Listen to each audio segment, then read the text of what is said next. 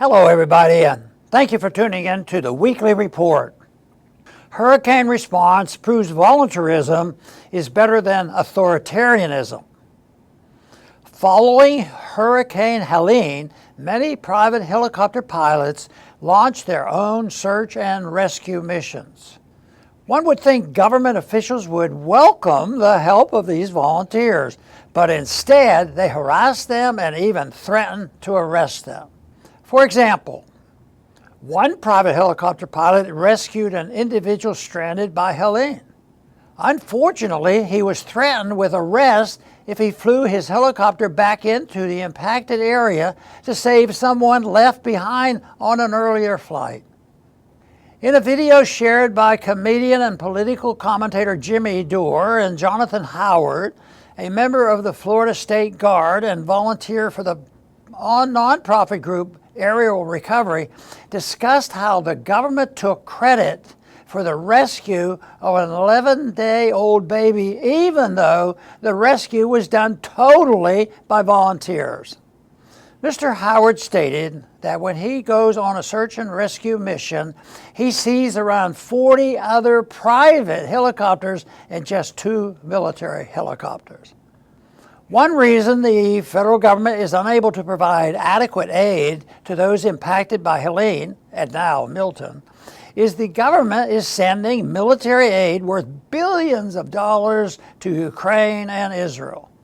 In fact, over 700 members of the Tennessee National Guard are deploying to the Middle East as people in the state deal with damage from Hurricane Helene.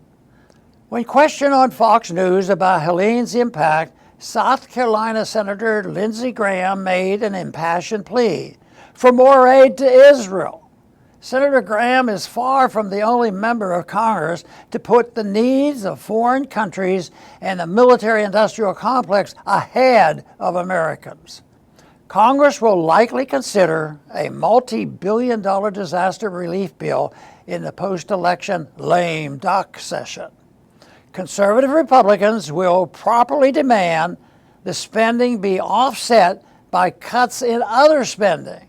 The problem is most of these fiscal conservatives will vote to increase the national debt to fund the military-industrial complex.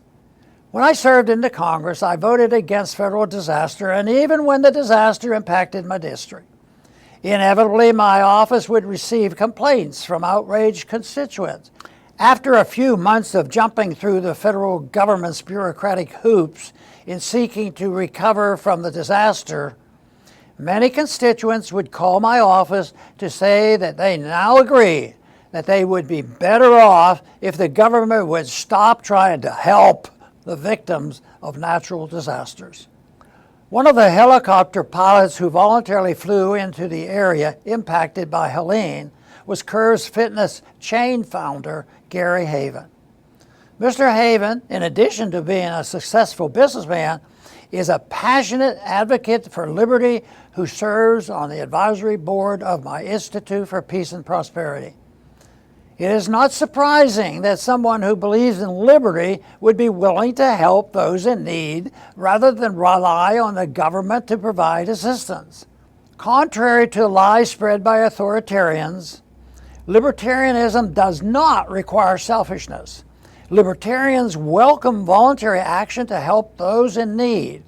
Libertarians object to government assistance because it is based on force. Authoritarianism leads to poverty, war, chaos in the streets, and a lack of compassion for the less fortunate. Liberty leads to prosperity, peace, and a flourishing of private charities. Thanks for listening.